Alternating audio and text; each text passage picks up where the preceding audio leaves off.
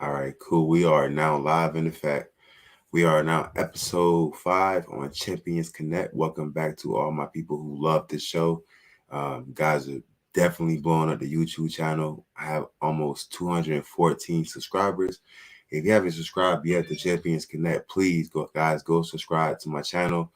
The goal is to get 300 by the end of March, so please go subscribe. So today's guest is a very special guest, Andrea Petru, and guys, like she's a phenomenal person.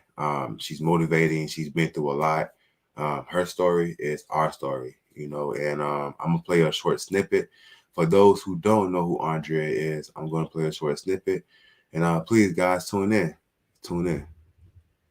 It is an honor, a blessing, um, and I'm grateful that I have you all here, especially my husband, because this is our story. This is not my story as Andrea. This is our story as a couple. We met in 2016, and the first thing that I remember is looking on Skype at the picture and seeing the light. He was light, the room was light, I was light. There was just divine light between us. And in that moment, both him and I knew that together we're going to have a beautiful family. We're going to fulfill our dreams, live with passion, and feel free. It took us 5 years to get there. And the biggest moment of crisis happened right before the global crisis. And it was because I was not listening to my heart. I was disconnected from my own divine self. I was separating from my husband by listening to my mind and to other people's ideas about me and how life should be, how making money should be. And I forgot why I had kids in the first place. In March 2020, when everybody knew what happened and we were getting ready for lockdown in Toronto, my husband and I were burned financially, physically, mentally, spiritually, and at the soul level by 13 months, and I would say even more, of huge challenges. I was a year in which he worked like crazy all day long to be the breadwinner. As a mother, I worked like crazy all day to take care of our children. And because I'm a challenger, Enneagram type 8, wing 9, I took the challenge to study law just because I had some skills, not because it was my deep passion. And what happened was that bit by bit, drop by drop, physically, I would get to burnout, my body shaking, my brain could not function properly. I I was not myself for sure. I was walking on automation, every day, doing everything that I needed to do, even take my kids to school because my husband could not be home on time. And uh, although we had money coming in through me, so my husband would have some support, it was the year where everything was piling up and I said yes to everything just because I'm a challenger and I love challenges. But in March, although I got help to physically come back with the help of a nutritionist, and although I finished successfully the paralegal course, um, and it was a good way to make money, everything within me said no. I don't want to do that. I don't want to continue with that. I want something different. I want what is mine. And the signal for the shift First was hearing from the nutritionist, Andrea, physically you're getting better. But if you don't calm yourself down, because your body has been in stress for many years, you're going to have a stroke. Take that in. Can you imagine yourself having a stroke while being with the divine right partner, while having 3 kids who need you? I did imagine. And what I saw was death. Everything that I dreamed of, my life, our life together, would disappear in a blink of an eye. And said, no, I'm not here for this. And then my husband came home, gave me the news, Andrea, it's lockdown. And we were like, uh-oh, we're in a deep doo-doo because we cannot make it. If we continue living the life this way, we won't have money, happiness, joy, freedom, anything. We won't even have a relationship. So then I took the decision for myself, and I knew he would always agree and support me. And I knew once I have the clarity, once I'm sovereign, and I show up in life with integrity, taking responsibility for my life, everything aligns around me. I remember at least that thing. So that's what I did. I said, from now on, I'm just going to follow my heart like I used to do. And every time I listened to my heart, things started shifting and happening. And I had my husband's support, and we started digging and finding what would be useful for us. We started shifting towards spirituality and following our passion instead of working for money. He would still work for money, but I would go my way. I would be the first to go her way. And we found a method that would connect us with the divine self very fast. I took it. It's called the Awakening of the Illuminated Heart Workshop. And because of it, I started creating my life from the heart. And I started listening deeply within more and more each day what was right for me, what types of classes, coaches, what types of activities, what kind of lifestyle, how to eat, how to love, how to be. The year went by, and this year, 2021, thanks to all these beautiful synchronicities that came because I listened to my heart, I found all the people that I needed, and I partnered with everyone in that way that one of my coaches said, Andrea, it's like you're partnering with everyone, like universe, God, coaches, friends, husband, you name it. I'm like, yeah, because I felt for the first time going inside, we are one. And when we know what we want, and when we ask for it, and when we listen, and when we take the leap and have the courage to go for it, things happen. You and I, all of you here right now, have a role in this world. We are not in crisis. This is an opportunity. When each of you follows their heart, when each of you follows their passion, even if nobody else but you believe in you, that's when change is going to happen for all of us. And this is what I learned. And what I learned is that I am a multi-passionate woman. I am extraordinary who can live a fulfilling life. And when I do that, and when I am on my path, my husband can trust himself to be the same way for himself too. And I do that for my husband. I do that for the women I'm working with. I show them and I guide them so they connect deeply with their heart.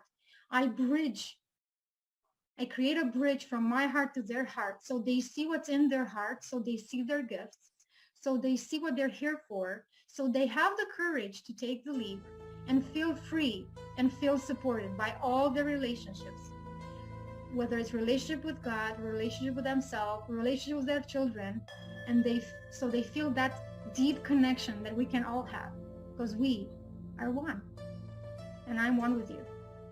Thank you for listening. I love you.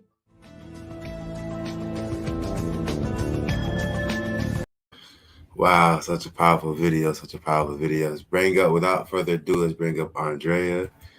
to the broadcast. Yo, that was a powerful video right there, Queen. Such a powerful video. Thank Such you. You know what's funny? I had another video on the website, and something, I had a nudge of, no, I want that, because what you have seen is actually a recital that I gave in December 8th in last year, when I finished my compelling speaker program. And I worked on sharing my story, the story that I think would help people, and says why I'm doing what I'm doing now. So, and even listening to it, I'm like, okay. So thank you for sharing that. nah, always, always. Nah, that was a powerful story. Like you, it reached me because, like you said, you gotta have courage, and you gotta be able to reach other people, and have other people around you, as far as coaches. Like if you want to be successful in life, you want to surround yourself around those who are successful, because those others gonna pour into your cup. Those others gonna fill you up as you fill them up. They're gonna add value to you as you add value to them. So I definitely, that was a powerful message, Queen. Yeah, thank you. um yeah, it's, you know um we need people in our life. We are interconnected, and when we ask for help, and when we acknowledge we need help, Exactly. then we make the big step. We really make the big step towards improvement in our Exactly. life, inside and everywhere. Exactly. Well, some people are too modest. I think some people don't have the courage to ask for help. Mhm. And I tell people all the time, we all need help. Even the best of the best needs help. Even the millionaires and billionaires, they have people around them helping them build their team up.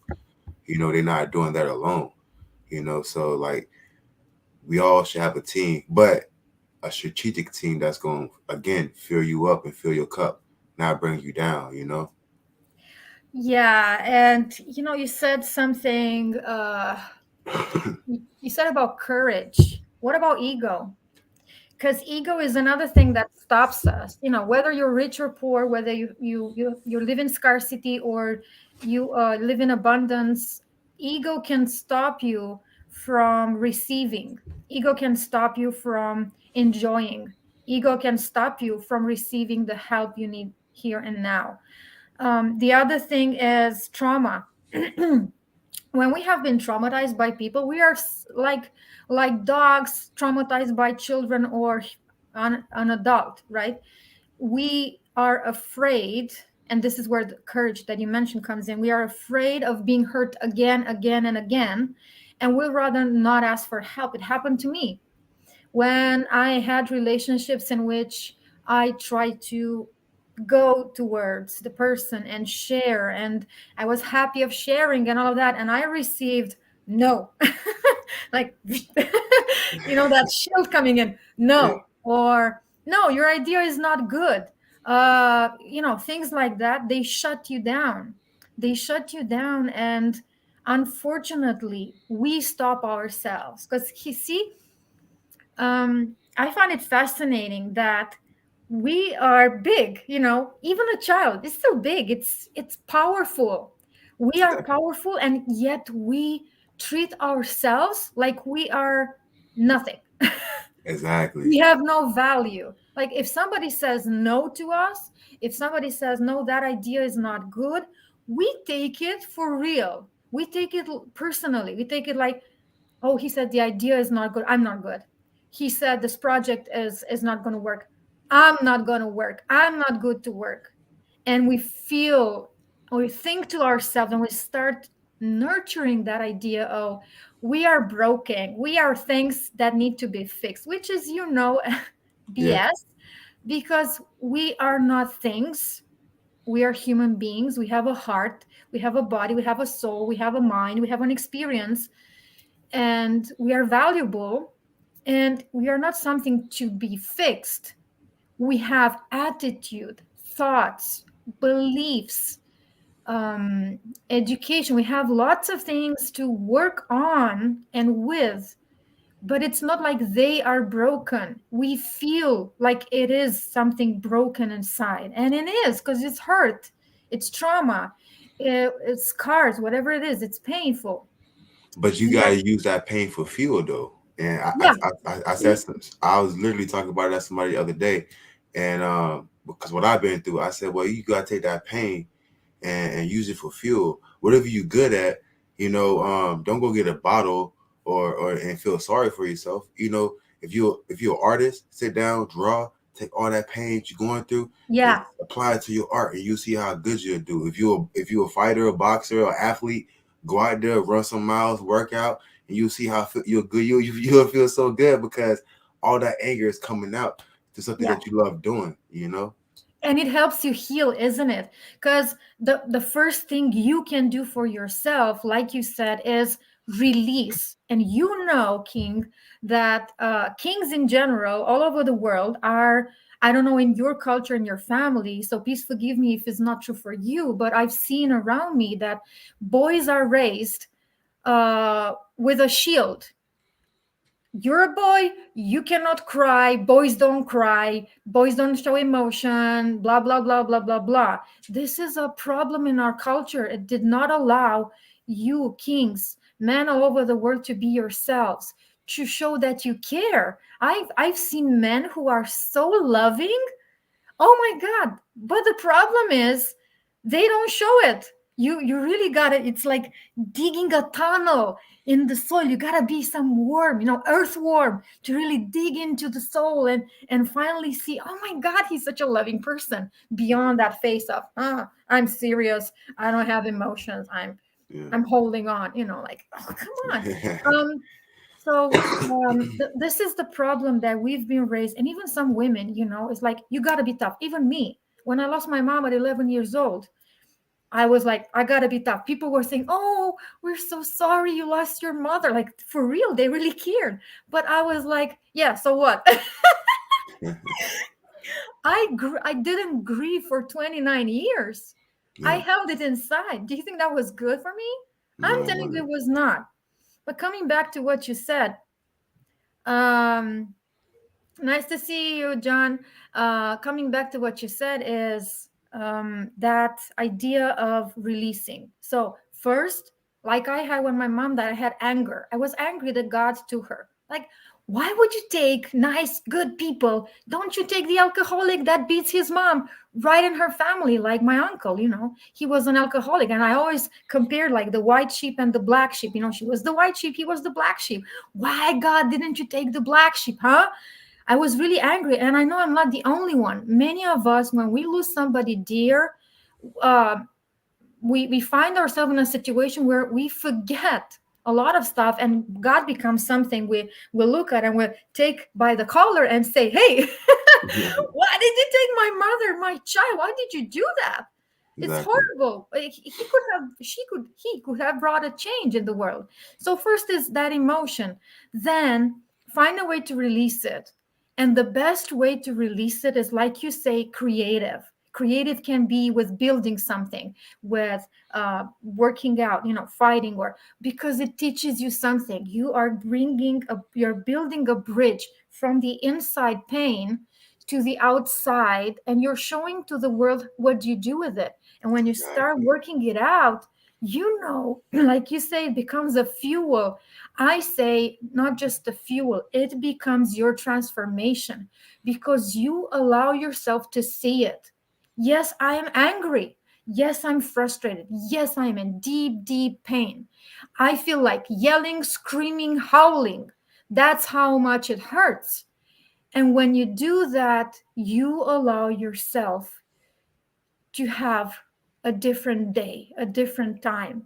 Because if you keep it inside and you drown it in alcohol or bring drugs or anything, it's going to do worse. The pain is not going to go.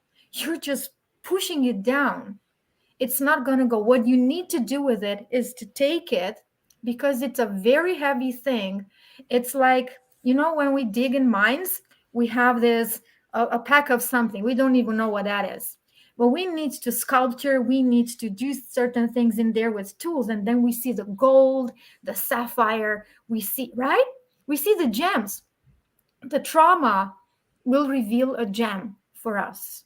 Exactly. And how I found that helps me, you talk about being creative. For me, writing, just putting the pen on paper, and or typing, and just think about it like it's a person, like it's an object, it's a person, because you can have a dialogue. Why are you here? Why did what do I think of you? What do you think of me? What are you here to bring into my life? This is something that I've learned from Leah Lamb, who is a storyteller and a story coach, and she took us through this process of, if you have resistance, if you have pain, if you have whatever, doubt, fear, worry, anything you have, anger, just take it as it's a person, and ask, why are you here? What are you bringing into my life? What is the gift? What do you want from me? What is the gift? What can I do so you can release my life, so you can get out of my mind, get out of my space? What are the lessons you're bringing me? So it's just take yourself through these steps, and you will see the wisdom and everything that's happening. Now, I know that some people, because I ask myself too, is there any good to a rape, or any good to any other kind of horrible thing happening to us? And my answer is, I don't know. What I know is that we can take something from anything that's happening when we take it out as an observer. If we keep it in and look it like it's me, the trauma is me, what happened to me is my fault, then it's hard to see where can this take us. Because Sean, from your life experience and the people you're working with, I've watched some of your work, and I really appreciate what you do, being there for others. This is amazing. Thank you for what you're doing. Thank you. That you gotta, I'm going to say something and then I'm going to let you speak. It's no, I forgot what I wanted to say. So funny. So what I mean is, when you take it out and you work with it, and you're not making it personal, you give yourself the chance to see, why did this happen to you here and now? And most of the time it is because somebody else will go through a similar situation, and you're going to be the rock for them. Yeah. That's one thing that I can take always. When you go through horrible stuff, there is one thing that you can do, which is learn, be stronger, empower yourself. Because 5 minutes after, or 5 hours, or 5 days after, somebody's going to come into your life. They're going to tell you their same story, and you're going to be there for them, because how you get out of that. How you empower yourself. You're going to be there, just like you, Sean, me, or others have gone through stuff, and we are there for each Nah, other. exactly. I agree, but I think first people gotta go from a fixed mindset to a growth mindset, and that's the Hmm. first and foremost right Yeah. there. They gotta go from a fixed mindset to a growth mindset, and then they gotta realize that you can't get in relationships. You can't really have somebody love you. You gotta love yourself. You Hmm. know, Will Smith said it best. A person can make you smile, a person can make you happy, make you laugh, but whether or not a person is happy is deeply and totally and utterly out of your control. So, like, if they're not really happy with themselves and love themselves, they're not going to be happy with anybody else. So, they got to really find out, okay, well, the three S's in life, which I love, is suffer, sacrifice, and success. Now, in your mind, if you're suffering, find out, what do I need to sacrifice? A lot of people are scared to make sacrifices. If your best friend holding you down, if your best friend ain't adding value to your life, they're a taker, cut them out your life. I don't care how long y'all been friends, respectfully. You have to look out for yourself. Your mental health is everything, especially if you Yeah. have children. If you got kids, look, if somebody ain't adding value to your life, if somebody ain't filling your cup, then what's the whole point of having somebody around you? You want to go where you celebrate it and not where you tolerate it. And a lot of Mm. people are stuck in that mindset of, well, that's my best friend, and but yet y'all arguing though. So like basically that person's tolerating you, where you can be great because we wasn't born to be average, and any religion there's no average God in any religion. You know what I'm saying? Like in Yeah. any religion, there's no average God. So we wasn't born to be average. We was born to be great. And a lot of people have to embrace that and accept that we are great. And like I spoke at a homeless shelter a couple of days ago, And I went back and I told them, I said, guys, don't allow homelessness define you as a homeless person. Yeah. You know, and a lot of people opinions, well, a lot of people let people opinions define them. And somebody Mhm. tell me, Sean, well, I think you shouldn't be a model. That's your opinion. Your opinion will not be my reality. Like, Exactly. you Yeah. know, so, and if I tell people all the time, like, people gonna have their opinions, but you have the vision. You know what you're capable of doing. Nobody know what you're capable of doing but yourself. You gotta have belief in yourself and love yourself and just attack everything and be phenomenal. Because if you're phenomenal, you're gonna attract phenomenal people. Yeah, and what you mentioned is it starts with letting go, right? Because we say, "Oh, that's my best friend," or "Oh, this person helped me when I was in dark times," and blah blah. Yeah, time goes by for us, and we live in the present moment, which is if something served us a second ago, this second might not serve us because the circumstances change. The context is different with every second we are living, and it's not like, oh, so you mean we should treat people like something we can discard? This is not about discarding. You, Sean, you don't talk about discarding people. You talk about relationships that serve you, relationships that don't serve you anymore. And in life, we can join forces. It's good for a while, it's aligned, it's perfectly fine. Some things happen, we change, we people change, circumstances change, and there's a time where we have to say farewell or goodbye or see you later. And that, even when I do these with my hands, feels like a magnet. We attract like north and south poles of the magnet at first, right? But then somebody starts switching and it becomes a south south or north north, and we try, we're like, oh, but he's my best friend, but something, like you say, it's tolerance. We're pushing each other back, and we should see the truth. This is another thing. People don't We don't see the truth. We're like, oh, but I no, like you say, it's your opinion. Your perspective on the relationship and the person is what you created for that. You put something shiny and you're like, oh, it's so beautiful. But instead, when Sean or anybody else comes and tells you, I just noticed the way he speaks to you. Have you seen that? Because that tells me something in there. Or like, look that gesture, and you're like, what gestures? They're like, what do you mean? Nonverbal clues. We need those clues. We need those clues and step back and look like an observer and say, oh, okay. That's when we allow ourselves to let go and move on and get ready for something better. Self-love. You said self-love. Self-love is really important, and I think it's not easy to have. I cannot show you because it's virtual background, but I have a book. Have you ever heard about Dr. Kirsten Neff? I haven't. Okay, so self-compassion. She has a TED talk. Um, she has a TED talk about self-compassion, and she said something that really struck me. She said, self esteem, the one that we are so hype about in schools and life. Self-esteem, self-esteem. Self-esteem has some side effects, she mentions, while self-compassion doesn't. Self-compassion has the same benefits of self-esteem, but does not have the side effects of self-compassion. Now, I'm not sure these are exactly her words, but this is how I understood it very clearly, like black and white. And she what she mentions is, when you have self-compassion and you're looking at a homeless person, for instance, then you will be able to see, not as an, oh, poor guy, or judging, why did he do that, why didn't he take care of this and this and that.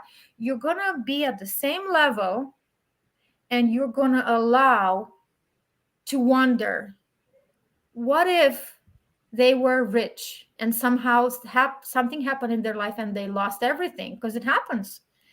We don't know what's going on. So it allows non-judgmental attitude, and it allows you to treat yourself like your best friend. Talking about best friend, she said, we don't treat ourselves like we treat our best friend. When our best friend is in pain, we go there, oh, Sean, come on, man, let's have a hug, king and queen. Let's just feel the hug, feel the love. I'm here for you, I'm here, you're in pain, I feel you. We don't do that with ourselves. We put some shield in there, close the door, lock it in. I'm in pain. Yeah, but I don't show it. What? That's not okay. This is not self-regulation. Self-regulation is, yes, Andrea, you're in pain. Yeah, in deep pain. I feel you. I am there for you. This is how we should start with ourselves. And love also comes with gratitude. And will you do me a favor? Can we do an exercise together here for 60 seconds just to show your audience how it's I got done? you. I got you. So my friend Marjorie Dietrich taught me something that she learned from her teacher, Dramvlo Melchizedek, which is for 60 seconds you can drive. You can, so you're with your eyes open, just think of all the things you're grateful for 60 seconds. So I'm going to look at the time and I'm going to say one thing I'm grateful for, then you, and we're just going to keep doing this. The rule is there's no rule. You can be grateful for a cup, for anything, plastic bags, I don't know, for anything in your life. We're going to do this and then we're going to talk what has happened to you, what has happened to me while we did that. Okay? Okay, Game let's on? do it. Let's do it. Okay, so I'm going to start. I'm grateful for being here with you and everybody watching and listening. I'm grateful for that as well too. Okay. I'm grateful that I wear eyeglasses and I can see. I'm grateful for my children. Okay. I'm grateful for the husband that is always here with me. I'm grateful for another day. I'm grateful for staying alive. I'm grateful for my family. I'm grateful that my father is still alive in Romania. I'm grateful for my business and my business partners. I'm grateful for all the people that I have met through podcasting. I'm grateful for all the viewers that's viewing right now, showing mad love. I am grateful that I can see a tree outside my window. I am grateful for having my own vehicle. See, I am grateful that I can go in a used car, my family's car, and I can lock myself in and record pages for my book. I'm grateful that my book will be out soon. Yay! Okay. So I think that the 60 seconds were are gone. How do you feel? I just feel blessed. I mean, I'm not content. You know, I tell people all the time, you wanna be grateful and be happy and accept your blessings, but you never want to get content, you know, because there's always somebody watching you trying to catch you and take your spot and be above you if you're doing like what I'm doing, like a clothing brand, or if you're a speaker, you know. So you always want to keep fresh and keep something new, keep going every single day, never give up. You know, don't let age define what you got going on. I don't care if you're 40 years old, keep pushing. Morgan Freeman didn't get his first million until he was what, 55, 60? Morgan Freeman. And then you got a lot of these successful people right now didn't really get their first million into their 40s and 50s because they never gave up. You know Yeah, what I mean? People get in their 30s, but like, oh, I'm old. I'm old. Getting their 40s, I'm old. I don't yeah, want to do anything. I'm tired. I'm old. What? Come on, man. Like, exactly. yeah, as long as you breathing, you got breath in your body, you got a chance to get money, you got a chance to be great, you got a chance to go out there and impact people's lives because the youth is watching us, the kids is watching us, you know what I mean? So Yeah, I want my son at 30 years old talking about, Dad, I'm old. Nah, man, go out there and be great. But there's other things you can do. You know, you're not old, your mind ain't old, you're still developing your mind. yeah. You're still learning things every single day, You you know, know? this I'm going to say about the gratitude, and then I'm going to share a story that I think relates to what you're saying, and it's going to be powerful.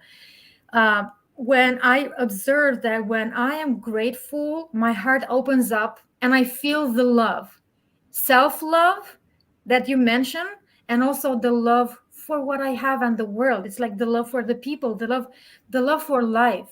I think this is very important, and I hope it helps everybody listening to you and those you talk to, because I want to help and support you and supporting them. Because everything you say is right, and everything you say is true, and it's empowering. So gratitude for me is, like you say, it's a blessing. It's a great thing. We notice the blessings, and those blessings, while we acknowledge them, they become our power. Just like anger becomes a fuel, gratitude becomes another kind of fuel. This time, anger pushes you from inside out, right? Hmm. Gratitude brings you from outside in. This is how I see it. Now, the story that I mentioned is, I was in a community center where there are elderly here in Toronto, and there was a group. It's called Grandparents Friends or something like that. Activities organized by a very young and beautiful lady to bring families with children and the elderly there together and doing different things. And some. Most of the elderly were fine walking, they were fine, but there was one single lady in a wheelchair. And I love people in wheelchairs. And I went to her, she's in a situation where she has to spit a lot, like she feels miserable, right? Other people are walking, having fun, and she doesn't feel physically good. She's in pain. She's going through so much stuff. And I go to her, and I talk to her, and I asked her some questions, about um, how she feel and all of that. And I feel that, and I start talking to her so she can switch her perspective. And I ask her, where do you come from? Montreal. Okay. How is your house there? Well, we had a house that's surrounded by trees and blah, blah. Oh, tell me about the trees. What kind of tree? Well, we had an apple tree. Oh my God, I love flowers of apple trees. Can you tell me how they were, like, small? Okay, what color? How did they smell? What was your favorite place in there? Well, sitting on a couch. How did the couch feel? That was an armchair or chair or something. What, it feels soft, and oh my God, this is so good. How do you feel now? So I just took her on a journey, and then she was like, I feel better. So she was still in the same room watching the same people in the wheelchair, but she started changing her perspective on life. And I said, every time you feel bad, every time you're in pain, and you feel like having pity for yourself, because that was the idea, remember the blessings you had, remember those beautiful moments, because the brain doesn't know whether it's imagination or reality. So we can use this tool, make it your reality here and now by bringing yourself in the moment. And the other thing is, I reminded her where she is in the moment, because in the moment, she's in a wheelchair, but she was in a wheelchair. But I found out from people from her caregivers that there was a lady who could only lie down.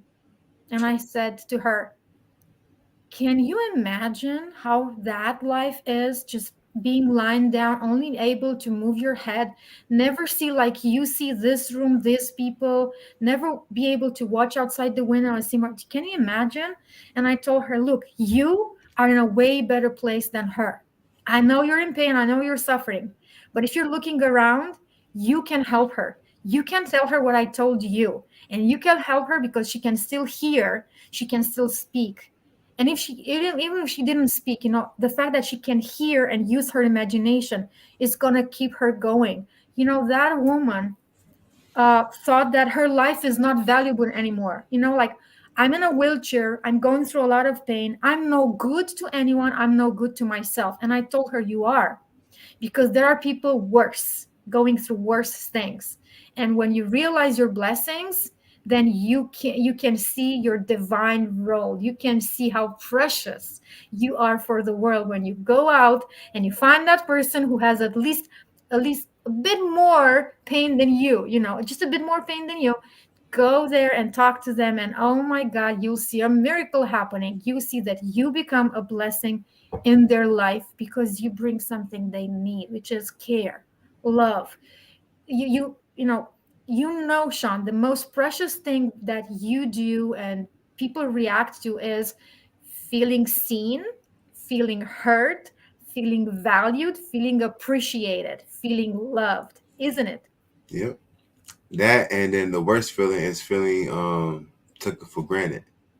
You Oh, you just touched a sensitive point with me with that, because I've been taken for granted by many. We're taken for granted by people who love us, yeah. by workers, by bosses, by colleagues, by it's yeah, it's That's when you really gotta find yourself. That's when your mind really kicks in, and you gotta battle your mind, but you gotta know your value. Yeah, And you know, I felt like that before, but then I'm able to pull myself out and tell myself like I could bring value to someone's life. You know yeah, what I mean? Like I could really bring value to someone's life. Like yeah, why sit and hurt and go through pain and suffering when I know my value. You know, I'm a true lion. You see the photo of my background, like yeah, I represent the lion like fully. And a lion is a protector yes, and a predator. He go out there, he hunt, and he feed his family. And I'm out here yeah. feeding my family one way or the other, you know. So But I see, I love how you said it, and I want to also add to it to say that uh, lions and tigers are ferocious. They are also very loving, and some people say, like, the universe is not a friendly place. Life is a battle. It's a jungle. We have to fight for ourselves. We have to protect ourselves and things like that. And I'm saying something that I think aligns with what you said about being a lion, because I also thought of myself as a lioness or a tigress because I'm taking care of my cubs, uh, my children and my husband. And I've noticed that this idea of fighting and protecting can also be in harmony with being open. uh, Life is not a jungle where everybody wants to hunt us down, although there are people with intentions like that. I'm not saying they're not, they are. But let's not generalize. Life is here to support us, and life is also people, and life is also circumstances. If something happens to us, it doesn't mean it's everybody wants to, if you have this mindset of I'm living in a cage and I'm more like on a Nero playground, where he's gonna bring lions to eat me. That is not life. We cannot live with that mindset. You gotta see that there's good, there's bad, there's the ugly, and then there's nothing. Like some things are because we have an opinion, like you say, we give them certain importance and we put our imagination to work to make it like, oh, it's this, but it's not. We always have to have a reality check and ask somebody else, like, what do you think about this? If they have the same feeling as you, maybe you have insights, or maybe simply both of you need to get out of there. If you're in a horrible situation and another person feels that, and maybe both of you are not recognizing something, or simply both of you or more of you need to collaborate and bring a change at the society level, right? It's well, happening today. I love that concept of you saying a lion because a lot of guys have that mentality of a lion. My mentality of a lion is that you know a lion isn't the biggest because the elephant is bigger than a lion, Yeah, and a lion isn't the fastest because a cheetah is faster than a lion. exactly. But a lion is the hungriest. The hunger never dies in the lion. And I tell people if you have that hunger in you, no matter what you go through in life, if you're homeless, if you go through different situations in life, that hunger will never die in you if you're a lion. A lion is always hungry for success, always going out there to feed their family. So the hunger never dies in a lion. I would translate it in my words as a soul yearning. What your heart is yearning for, that's the line you're talking about inside, right? The Yeah. hunger is, what is your soul, your heart hungry for? What is your mind hungry for? Because we always want more and better. We always do. And also, what you mentioned is getting out of the comfortable zone. Like you say, being content means being comfortable with what is. When we're comfortable with what is, of course we don't want to change anything. Something has to happen, so life is kicking us a bit and says, hello, I think you should work on something. And then we have some pain, we have some challenges, we have some things going on like you've seen in my story. And if we listen and we step up the game, then we're going to grow, we're going to have more, and we're going to bring those people you were talking about, those who really support us, serve us, and help us in the best way possible. I love how you're thinking. I'm glad we connected. Thank you for, just so you know, everybody listening and watching this, he's the one who contacted me, and he's the first person in my life who called me queen, and I had to look it up. I had to listen to his podcast and find out why the heck he's calling me a queen. Because I don't, for me, it's like, oh, he's filling up my ego. But then I realized why he tells women queen and men king. And that's True. something that I really appreciate. Can you tell that to people who watch me and have no thinking idea what we're talking about here? Why do you say Because king and queen? we was born from royalty, and I want people to know that we royal. We all got value in this world. We got value to give. We was born royal. You know, like I said, in every religion, there's a God that wasn't born average. So we was born royal. You know what I mean? There's a God that was born to be a God. So I feel like we was born to be gods. We was born to be great. We was born to go out there, whatever we good at, whether if it's writing, if it's cooking, if it's dancing, whatever is good at, we was born to be great at it. But we just gotta have that belief in ourselves. And like you said earlier, courage. You know, that's step one. You gotta have that courage in yourself and belief in what you got going on. You know, get up early in the morning and work. Like if you don't want to do it, just do it. Your mind gonna tell you no, but you want to beat your mind. You know, Yeah. like you said, your mind gonna keep you in a comfortable place. It's a beautiful place, but nothing grows there. You want to grow past Yeah. it. You're right about that. It's a beautiful place, but But nothing nothing grows grows there. You know what there. I'm saying? So you want to take your place. You want to get out of the comfort zone and just grow past that. You know, I have to cut down trees. I am from Tampa, Florida. I live in Maine, and when I got hired to cut down trees, they called me the Black Lumberjack. So I'm in the woods cutting down trees. I'm like, man, what the heck? They called me Florida. Like I'm like, man, I'm getting ticks on me. I'm seeing snakes, spiders. I'm like, yo, this ain't no Florida stuff right here. I really had to adapt and get out my comfort zone, you know, and get used to the job, and I did. And now I'm able to do and adapt anything now. You know, I live in Maine where it's snowing at. I drove for FedEx when we had to drive in blizzards, all white conditions. You live in Canada, you know how it is. It's Oh, I know. crazy. Yeah. Yeah, you know, so I, I get like driving in all white conditions, uncomfortable. You know, Yeah. my telling my mind like, hey, just get past this. You can do this. Have belief in yourself, and I get past it. It's just another day. And people gotta realize that there's just a day. You know, Yeah. don't say a bad day. Say a character building day. You know, because we have good points in our day. You take the good points from your day, and don't worry about the bad points, and move on to the next day, and you know, get up and apply it and make the next day the best day. You know, Yeah. What what you say, again, translating into how I see it, is taking everything that happened that supported you in that day and make it like rocks for your growth, like rocks for your soul to hold you to and to encourage you, and to tell you that if you found at least one thing that is brings light, brings compassion, brings appreciate, or anything, like just one thing that really brought something beautiful to you, hold on to that. See if you can it can happen again, how you can bring it again and again and again in your life, and one single thing can actually help you and shift your life forever. I totally agree. I totally agree. So, so tell the viewers about how they can get a hold of you and your book as well too.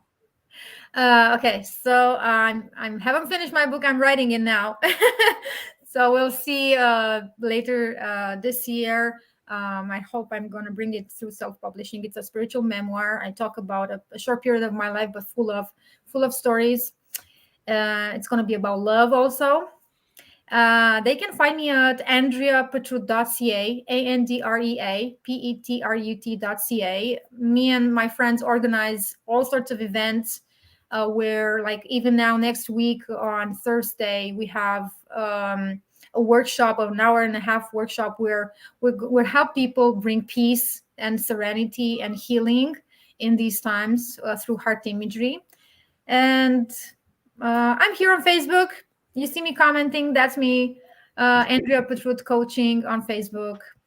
And I'm on Instagram also. If you go to my website, you're gonna see all the links necessary. I have a YouTube channel, but I'm not like you, as renowned. So I'm getting there. I'm getting there. That's just hard work. Hard work. You know, consistency. And I tell yes. people just being consistent and Oh persistent. yeah.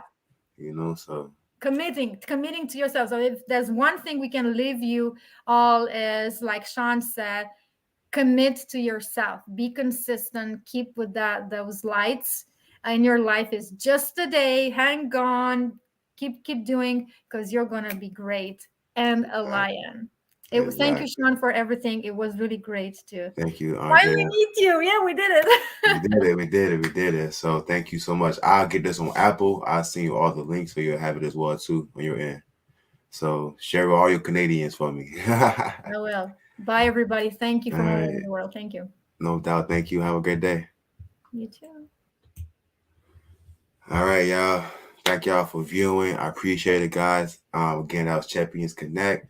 Guys, beware. We got a fashion show coming on March 19th with Up Stylish. Beware with that, guys. Tap in. Our casting call is March 5th at 9:35 Center Street, Auburn, Maine.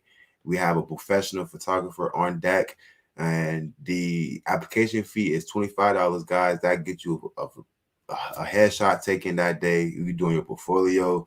We're doing a walk and all of that. So we getting you guys ready for the fashion show. I got my pops, John Blasingang. He's gonna be in the house. He's bringing models down to the event in May, which where the beauty of the year goes to Paris on a contract with, and the designer of the year goes to Paris on a contract, guys. So you want to get in tune with this event in March. Don't miss out, guys. It's just $25 for a headshot and a portfolio, guys. You know what I mean? Invest in yourself and invest in your mindset, guys. It's time to get it. It's time to get it and get right. I love you all again. Champions Connect, Sean Jackson. Thank you for viewing, guys. Love you all.